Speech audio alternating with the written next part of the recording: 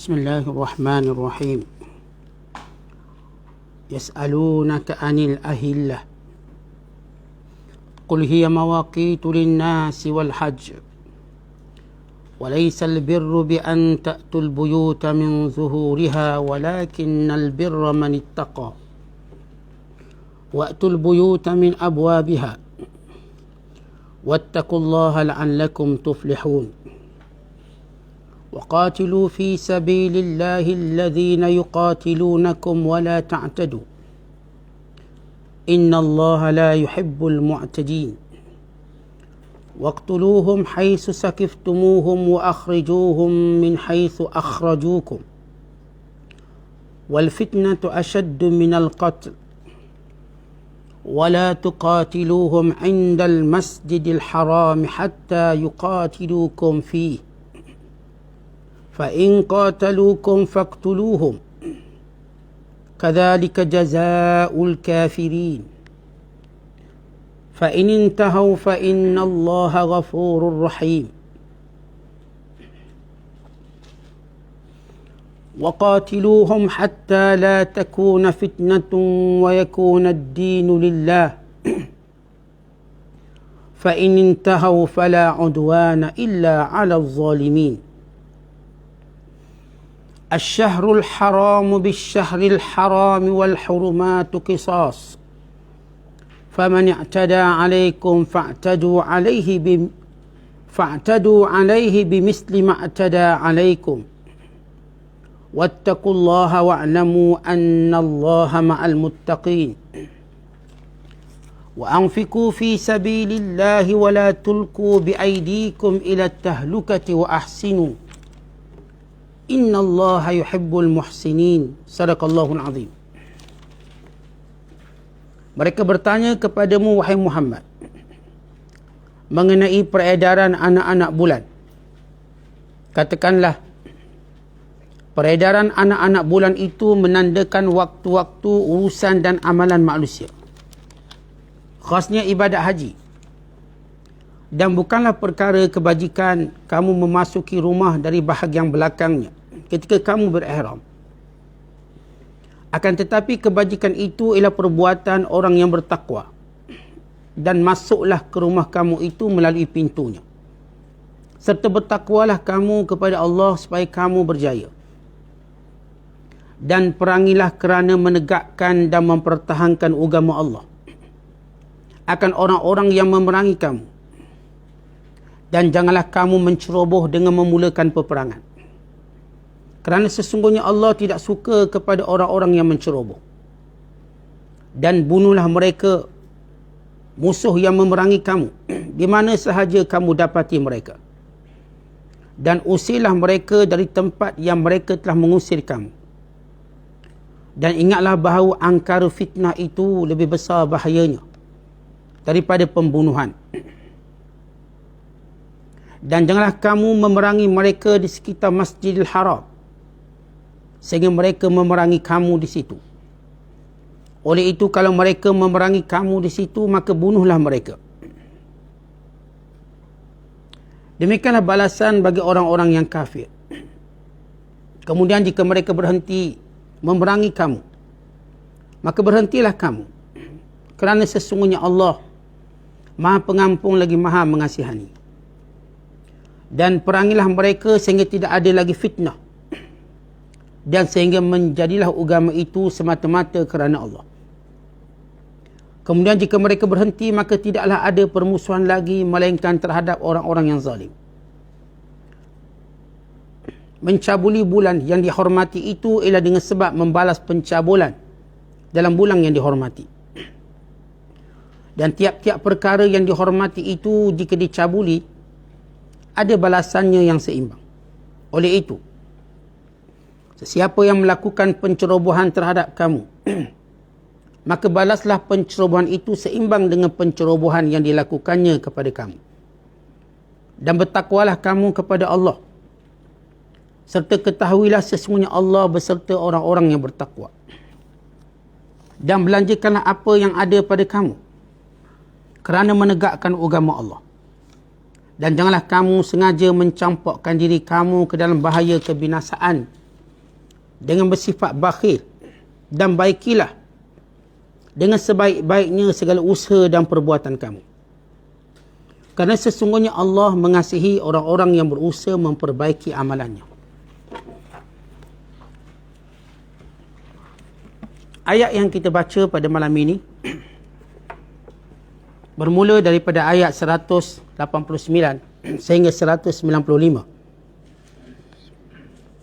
yang menceritakan dan yang menjelaskan tentang hukum hakam bersesuaian dengan suratul Baqarah, surah Madaniyah,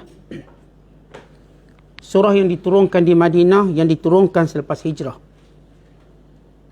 Kerana surah-surah yang diturunkan selepas hijrah menekankan persoalan hukum hakam lebih banyak daripada ayat-ayat Makkiyah.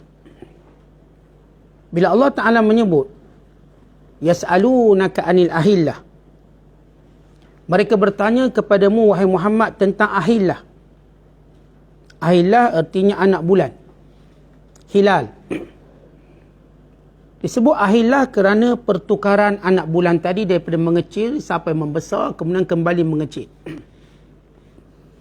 Kata Ibn Abbas, seorang lelaki bernama Muaz bin Jabal dan Sa'labah bin Ghanam atau Hunaimah. Kedua-duanya ini daripada golongan Ansar. Ansar ialah golongan Aus dan Khazraj yang disatukan oleh Nabi SAW sebaik sahaja Nabi sampai ke Madinah. Mereka berkata, wahai Rasulullah, kenapakah anak bulan ini mula-mula kecil bagaikan benang, kemudian membesar, dan kemudian ia kembali mengecil dan mengecil, dan kembali hilang. Kenapa bulan ini tak macam matahari? Sekali macam tu je. Tak ada cerita mengecil-mengecil. Apakah sebabnya? Maka turunlah ayat ini. Dan diriwayatkan juga bahawa orang Yahudi bertanya kepada Nabi Muhammad sallallahu alaihi wasallam, apa sebabnya anak bulan macam tu? Kecil, kemudian membesar dan sebagainya. Maka Allah Ta'ala mengajar kepada Nabi sallallahu alaihi wasallam menjawab. Qul, katakanlah wahai Muhammad kepada mereka, hiya mawaqitu lin-nasi wal hajj. Anak bulan yang sifatnya mengecil daripada seperti benang, kemudian membesar dan mengambang, kemudian kembali mengecil, ia kerana menjadi alat untuk manusia mengetahui masa, waktu, dan khususnya berkait dengan hari dan bulan, dan khususnya ibadat haji. Baik, kenapa Allah Ta'ala tidak menjelaskan bagaimana terbentuknya bulan ini? Proses sainsnya. Kerana Nabi SAW bukan dibangkitkan sebagai saintis. Nabi SAW tak dibangkit sebagai seorang saintis untuk cerita bagaimana proses bulan itu mengecil sampai membesar. Kerana itu bukanlah maklumat yang penting.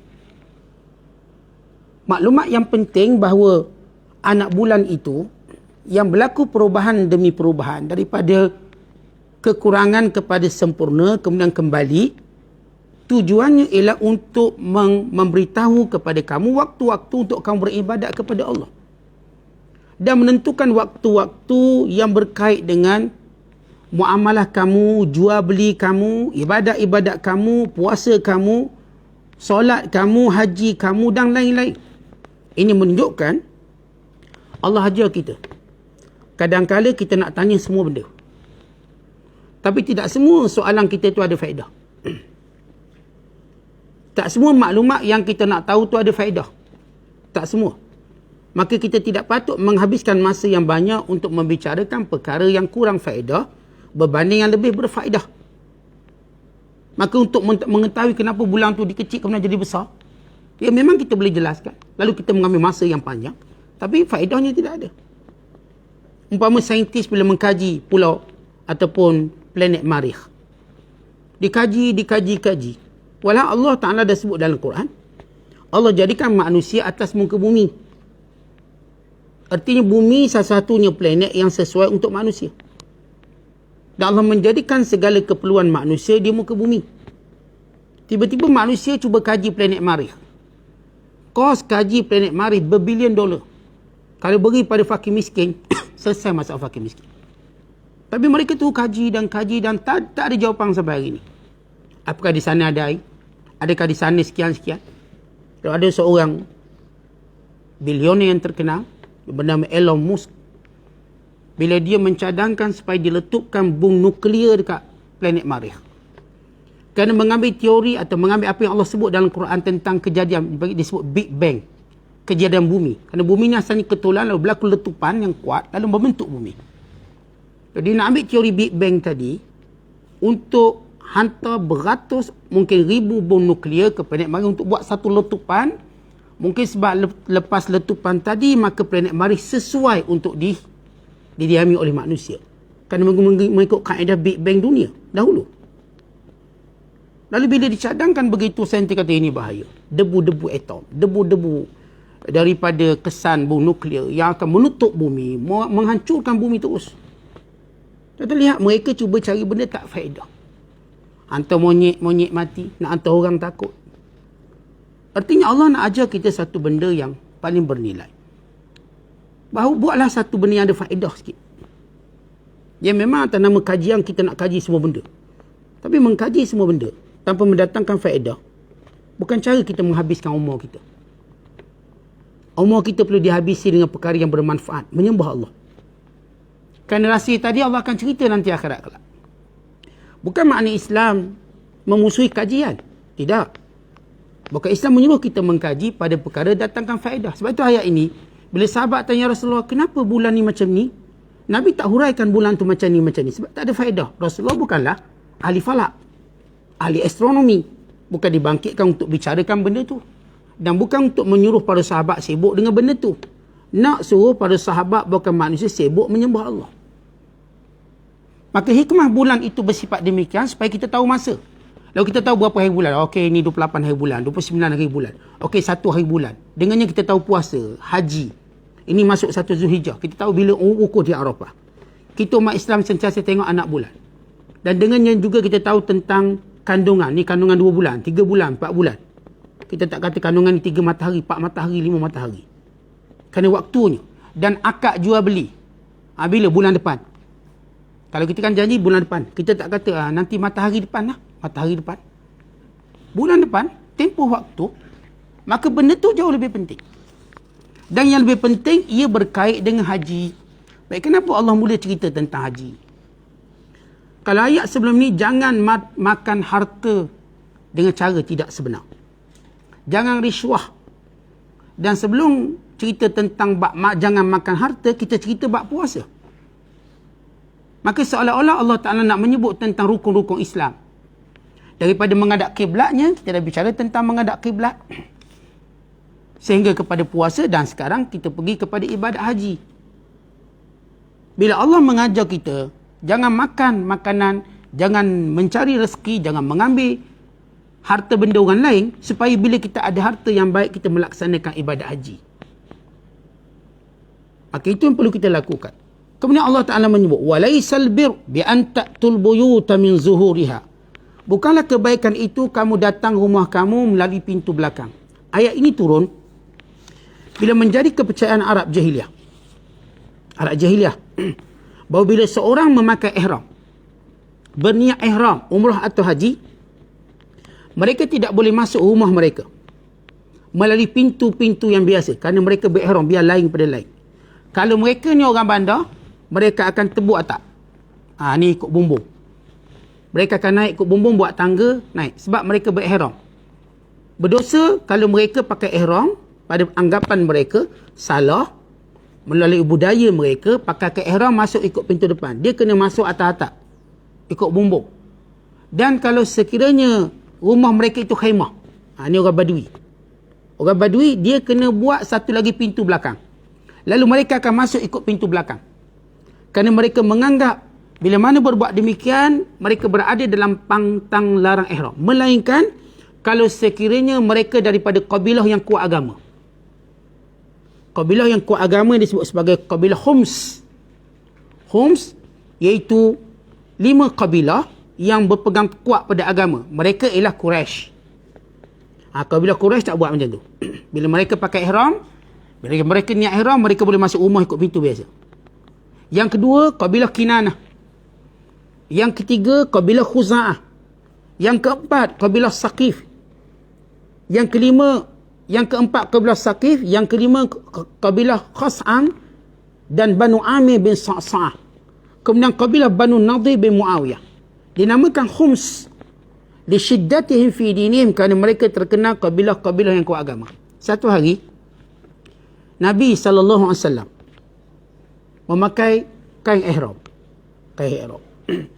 Lalu Nabi masuk ke rumah salah seorang daripada orang Ansar. Dan seorang lelaki Ansar bernama Qutbah bin Amir Al-Ansari mengekori Nabi SAW dalam keadaan berihram. Lalu Rasulullah masuk ikut pintu rumah Ansar dalam keadaan Nabi berihram. Nabi tak apa sebab Nabi keturunan Quraisy. Dalam pahaman hari itu. Maka seorang sahabat Nabi daripada orang Ansar nama Qutbah, dia pun ikut sama melalui pintu depan. Lalu Nabi SAW tanya dia, "Lima dakhalta minal bab wa anta muhrim?" Kenapa kamu masuk ikut pintu sedangkan kamu berada dalam ihram? Kalau ikut kaedah biasa, kalau ihram tak boleh masuk. Itu pegangan masyarakat waktu itu. Lalu kata lelaki ini, "Ra'aituka dakhalta minal bab, fa dakhaltu ala isrika." Sebab saya tengok tuan masuk ikut pintu, saya pun ikut. Lalu jawab Nabi SAW, Inni ahmasi. Saya ni daripada golongan ahmas, yakni orang yang dikecualikan. Lalu jawab lelaki ini, In kunta ahmasiyan fa inni ahmasi. Kalau tuan dikecualikan, saya juga golongan yang dikecualikan. Kalau tuan orang kuat agama, saya juga nak kuat agama. Bukankah agama kita satu? Raditu bihadiyika wa samtika wa dinika. Sebab saya memang ikut tuan, akhlak tuan, segala petunjuk tuan, agama tuan. Maka kenapa saya tak boleh masuk? Maka turun ayat ini membatalkan amalan jahiliah.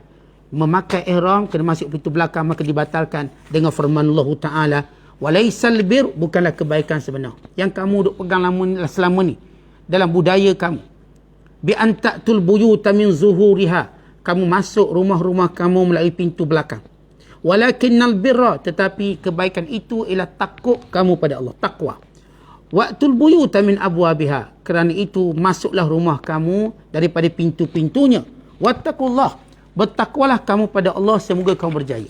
Baik, di sini yang pertama Allah Ta'ala menjelaskan tentang anak bulan. Dan anak bulan menandakan waktu haji, selain daripada tanda-tanda ibadat. Kemudian Allah Ta'ala terus menegur, menyebut, menerangkan tentang ada khurafat-khurafat dalam ibadat haji. Dan adanya pegangan-pegangan jahiliah yang salah. Maka dibetulkan. Nabi SAW tidak ubah benda itu. Sebab Rasulullah SAW tidak akan mengubah sesuatu melainkan dengan perintah Allah. Supaya orang tahu perintah ini datang semuanya perintah Allah, bukan perintah Nabi SAW. Dan Rasulullah sendiri yang ditegur oleh Allah. Dan Rasulullah sendiri membetulkan benda itu. Sebagaimana Rasulullah menyuruh para sahabat membetulkannya. Supaya mereka semua tahu tiada terkecuali daripada perintah Allah. Sebab untuk membuang suatu benda yang dah menjadi akar umbi dalam budaya, maka pemimpin yang lebih dahulu perlu mengubahnya. Sebab ada banyak benda-benda yang menjadi akar umbi dalam masyarakat. Tak semudah tu kita nak buang. Kita dah pegang, dah berakar umbi. Maka dengan ada pemimpin yang mengubahnya, maka kita dengan mudah mengubahnya. Maka Nabi SAW mengubahnya dengan perintah Allah. Sebagaimana Rasulullah mengubah tentang masalah anak angkat, bank anak angkat, dan hubungan antara bapa angkat dengan anak angkat. Maka Allah Ta'ala menyuruh Rasulullah membaikinya dengan mengahwini anak angkatnya, dengan mengahwini isteri anak angkatnya, untuk membatalkan tabani, sistem anak angkat yang salah, untuk dikembali kepada cara yang sebenar. Sama juga dalam bab ini. Kemudian sesudah Allah Ta'ala menerangkan tentang waktu dan haji, tiba-tiba Allah Ta'ala menyebut tentang perang. وَقَاتِلُوا فِي سَبِيلِ اللَّهِ الَّذِينَ يُقَاتِلُونَكُمْ وَلَا تَعْتَدُوا. Dan berperanglah kamu pada jalan Allah, orang-orang yang memerangi kamu, dan jangan kamu melampau. Sesungguhnya Allah tidak suka orang yang melampau. Apa sebab tu ayat ni? Tengah cerita bab bulan, lepas tu cerita anak bulan tanda haji, kemudian menyebut tentang perkara yang salah dalam ibadat haji, tiba-tiba sebut perang. Berhubung dengan ayat ini, kata Ibn Abbas, sebagaimana yang dikeluarkan oleh Imam Wahidi An-Naisaburi, ayat yang kita bacakan ini, ayat 190, turun dalam perjanjian Hudaibiyah. Bila baginda sallallahu alaihi wasallam bersama dengan para sahabat sejumlah 1,400 orang Ada riwayat mengatakan 1,500 orang. Keluar pada tahun ke-6 pada bulan Zulkaidah untuk menunaikan ibadat umrah. Tiba-tiba Rasulullah dihalang di kawasan Hudaibiyah. Sehingga termeterai perjanjian Hudaibiyah, di mana musyrik Mekah minta orang Islam pulang dulu tahun ini dan datang tahun depan kalau nak melaksanakan umrah, dan mereka dibenarkan duduk selama 3 hari di Mekah. Dan orang-orang Mekah akan keluar daripada Mekah, kosongkan Mekah untuk didiami oleh Nabi SAW dan para sahabat bila melaksanakan umrah. Dan mereka boleh tawaf di Kaabah dan buat apa sahaja. Maka Nabi SAW menerima perjanjian tersebut. Bila Rasulullah bersedia untuk melaksanakan umrah qadha, ini dipanggil umrah qadha, qadha kepada tahun tu yang tak boleh buat, bersama dengan para sahabat, maka orang Islam mula bimbang, takut ini perangkap. Nanti bila mereka buat haji, duduk 3 hari, rupanya musyrik Mekah kepung Rasulullah dan serang hendak.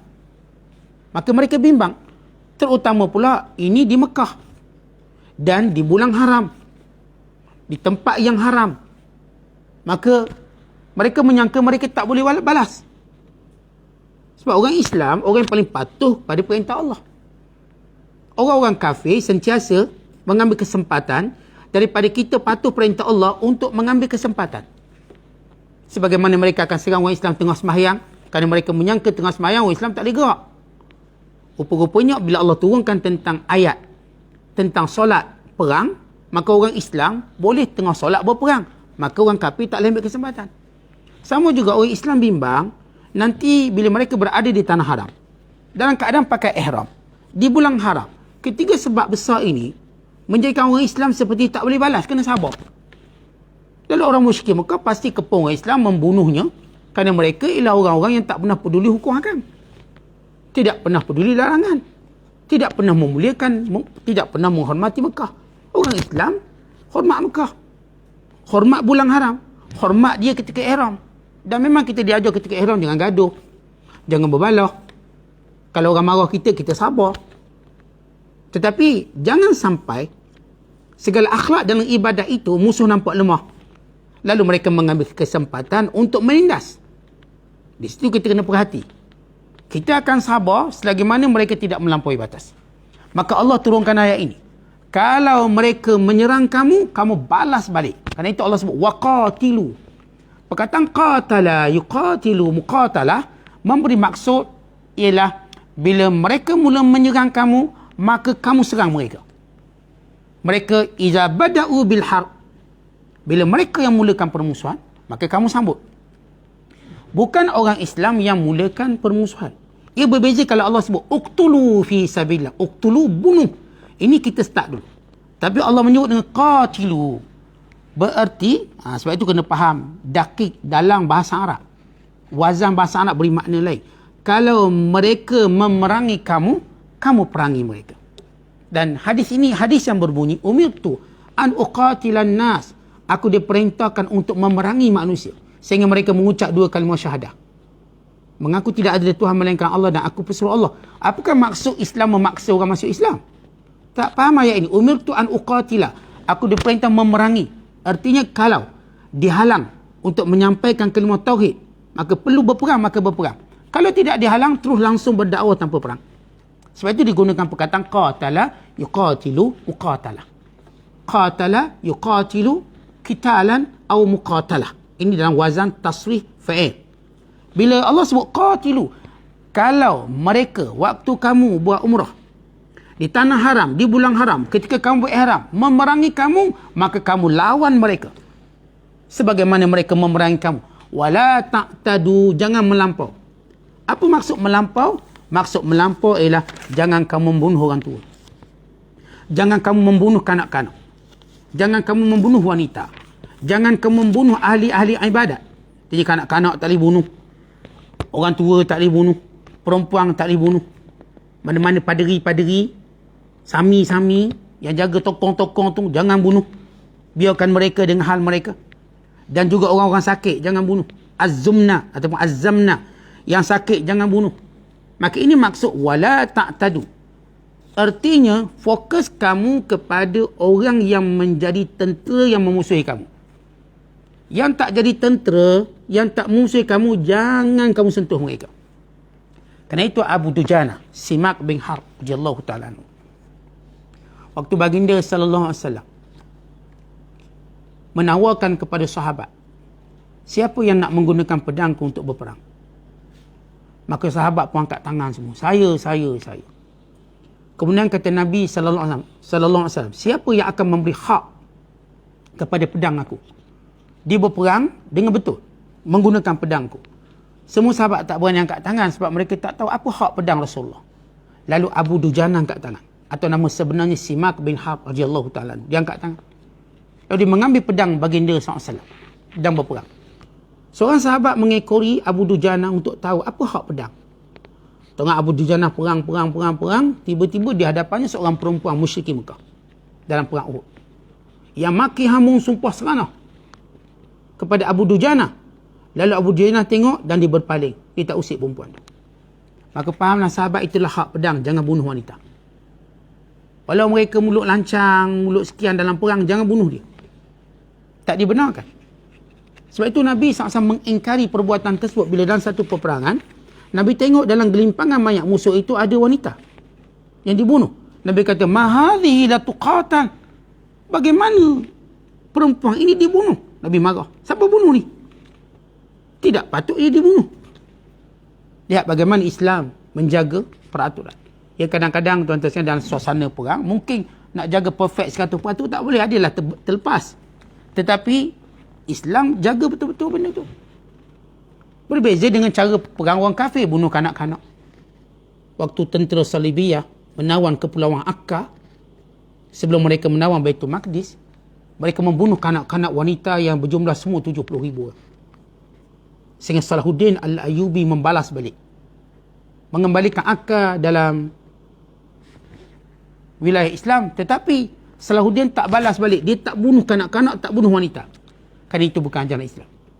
Walaupun mereka tentera Kristian membunuh kanak-kanak dan wanita, sehingga jumlah korban di Kepulauan Akka saja 70,000. Dia kerana pengkhianatan.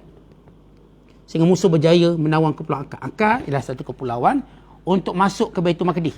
Saya pernah sampai ke sana sekali, Kepulauan Akka. Memang dia adalah pintu masuk sebelum ke Baitul Maqdis. Dia satu kepulauan. Kita pergi, naik bot pergi pulau tersebut. Dia benteng yang kuat. Kalau mana-mana tentera laut nak melalui Baitul Maqdis, dia akan melalui Kepulauan Akka ini. Maka orang Islam bina kekuatan di situ. Tiba-tiba ada tentera Islam yang khianat buka pintu gerbang pada musuh. Musuh masuk, menawan Akka dan membunuh kanak-kanak dan wanita, menyembelih sehingga mengharungi darah. Salahuddin mengetahui dengan sedih. Tapi Salahuddin Al-Ayyubi tidak melakukan benda yang sama dengan mereka. Cukup menawan Akka dan membunuh pembunuhnya, tenteranya, tidak melibatkan kanak-kanak. Dan termasuk bila seorang raja daripada sekutu Kristian atau perang salib yang membunuh jemaah haji, seramai 400 orang jemaah haji, membunuh sedangkan mereka tidak bersenjata. Maka ini menaikkan kemarahan Salahuddin Al-Ayyubi. Jadi mereka tak ada pantang larang perang, bunuh belaka. Islam ada pantang larang. Ada wasiat Nabi SAW. Ada wasiat Abu Bakar Siddiq. Ada wasiat Umar Al-Khattab. Ada wasiat tentera-tentera Islam, pemimpin Islam, supaya tidak berperang secara melampau.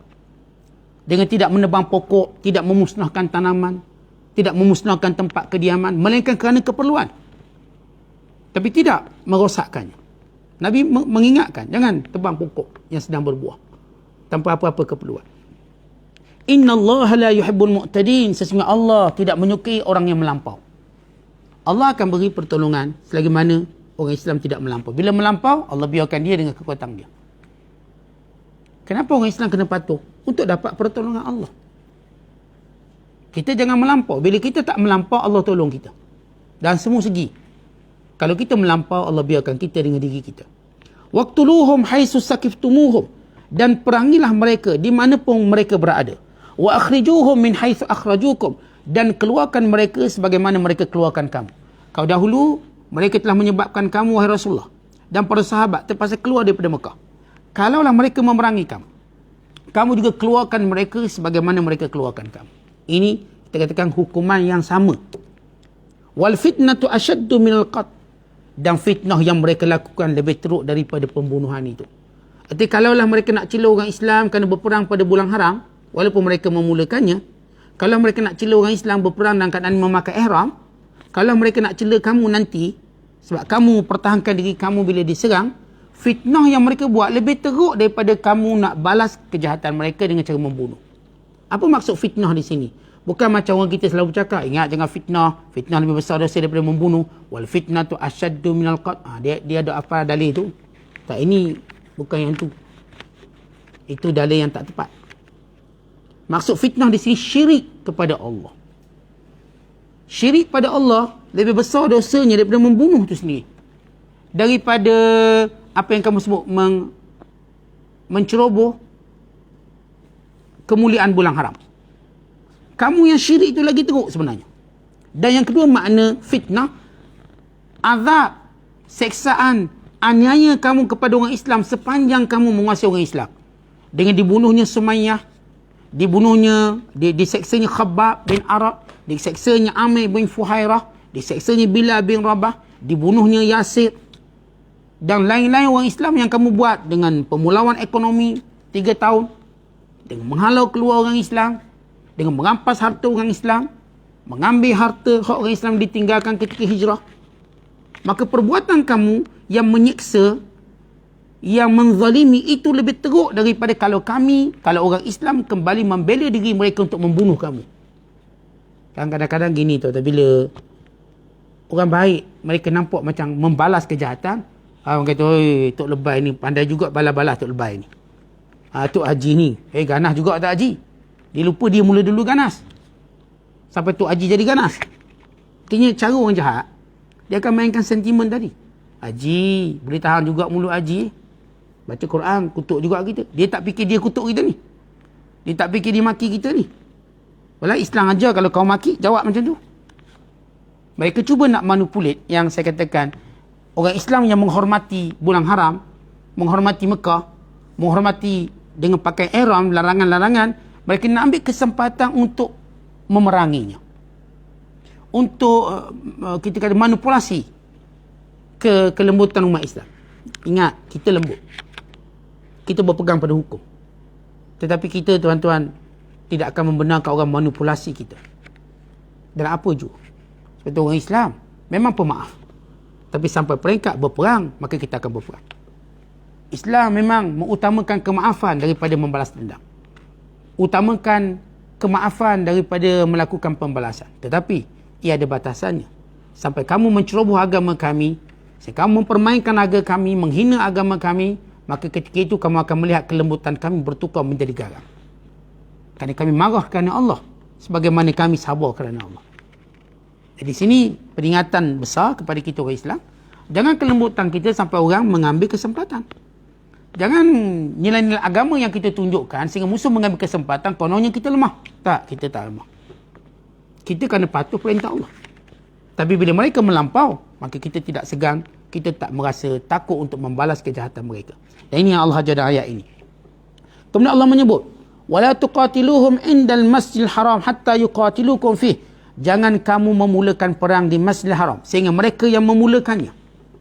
Fa in qatalukum, kalau mereka memulakan perang memerangi kamu di Masjid Haram, faqtuluhum, maka kamu lawan mereka. Walau tanah haram, walau depan Kaabah, walau musim haji, walau pakai ihram, kalau mereka mulakan kejahatan. Maka kita tak peduli. Kadzalika jazaa'ul kafirin, demikianlah balasan orang kafir. Fa in intahau, kalau mereka berhenti, mereka tak perangi kamu, fa innallaha ghafurur rahim, Allah itu pengampun dan penyayang. Ini bukti Islam tidak tersebor dengan mata pedang. Islam hanya menggunakan pedang kalau mereka mengangkat permusuhan, dan itu cara dia. Tapi bila mereka stop, tak nak perang kita, tak nak berbalong kita lebih dulu akan stop. Sebab itu Allah sebut dalam ayat yang lain, dalam suratul Anfal, wa in janahu lis-salmi fajnah laha wa tawakkal 'ala Allah. Kalau mereka berunding ingin berdamai, maka berdamai. Walaupun mereka gunakan itu sebagai strategi dan pembohongan, bertawakallah pada Allah. Kalau mereka gunakan kaedah perdamaian sebagai satu strategi mereka, tak apa, serah pada Allah pembohongan mereka, khianat mereka selepas itu. Tapi kita nak tunjuk, kita orang Islam mudah berdamai. Nak damai, kita damai. Berapa kali Yahudi menghulurkan perdamaian orang Islam terima. Tapi mereka sentiasa, setiap kali mereka berjanji, mereka yang memungkiri. Kerana kaedah orang Islam mudah. Siapa pun yang menghulurkan tangan perdamaian, kita sambut dengan baik. Kalau mereka nak mengkhianati, kita serah pada Allah. Aku orang Islam diajar begitu. Waqatiluhum, maka perangilah mereka semua. Hatta la takuna fitnatun, sehingga tidak ada lagi syirik pada Allah. Sehingga tidak ada lagi penganiayaan kepada orang Islam. Kezaliman pada orang Islam. Wa yakuna ad-dinu lillah, dan agama ini tegak hanya kerana Allah.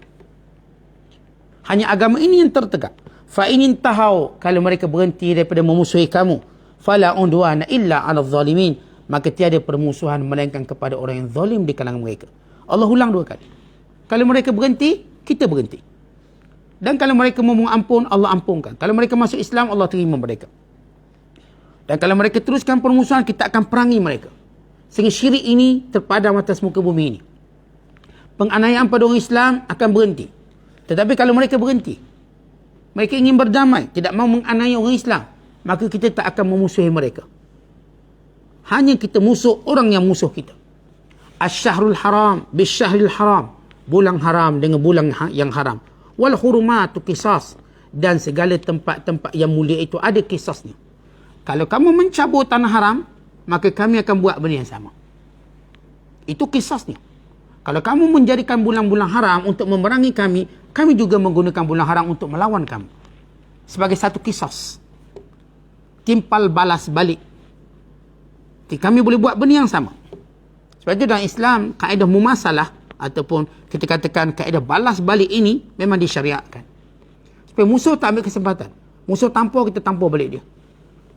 Kenapa? Kerana ini kaedah supaya mereka tak ambil kesempatan. Sebab itu Allah sebut, faman ya'tada 'alaikum fa'tadu 'alaihi bimisli ma i'tada 'alaikum. Kalau mereka menganiaya atas kamu, maka kamu balas penganiayaan sebagaimana mereka melakukan penganiayaan pada kamu. Mereka perang, kita perang. Mereka tangkap, kita tangkap. Mereka bunuh, kita bunuh. Mereka meludah muka kita, kita ludah muka mereka balik. Mereka tampar kita, kita tampar mereka balik. Kaedah mumasalah. Tapi bukan kita memulakan. Kalau kamu memulakan, kita berkata, kalau awak tampar saya tampar awak. Kalau awak tak tampar, saya tak tampar awak. Tetapi pihak ini menunjukkan kejantanan dan prinsip serta kebaikan. Sebab kita tak kata saya tampar awak. Kita kata kalau awak tampar saya tampar awak. Kalau awak tak buat, saya tak akan buat apa-apa. Kita dah tunjuk perdamaian. Dan juga prinsip tidak dimanipulasikan. Wattaqullah, dan takutlah kamu pada Allah. Wa'lamu annallaha ma'al muttaqin, dan ketahuilah Allah bersama orang bertakwa.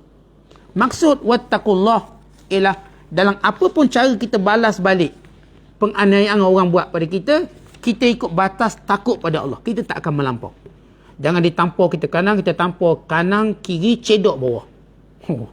Baru KO. Tak, kita tak akan melampau. Kita takut Allah.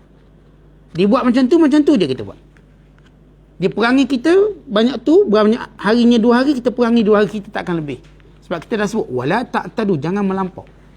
Kerana selagi mana kita tak melampau, yang pertama kita tak berdosa. Mereka yang berdosa.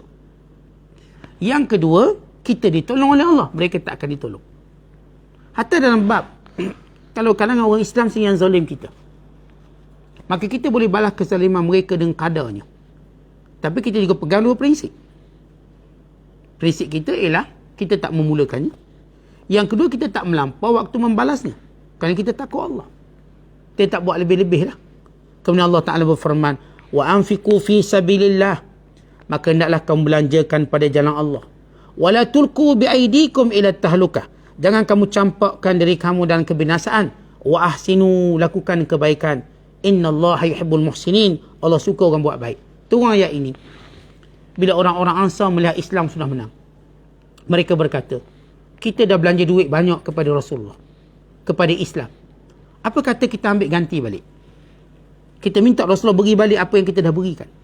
Atau kita berhenti je sedekah. Sebab orang Islam dah kuat, tak perlu sedekah-sedekah lagi. Jadi kita boleh kumpul balik duit kita. Beli balik tanah kita. Besar balik rumah kita. Kita boleh beli kenderaan kita. Maknanya nak stop daripada belanja harta pada jalan Allah. Hanya berfikir bahawa Islam macam dah cukup. Maka Allah turun ayat ini. Jangan kamu mencampakkan diri kamu dalam kebinasaan. Kerana orang yang berhenti daripada bersedekah kerana kononnya orang dah cukup, orang dah kaya, jangan ia membinasakan kita, membinasakan harta kita. Sebab hidup kita ni tuan-tuan untuk terus bersedekah.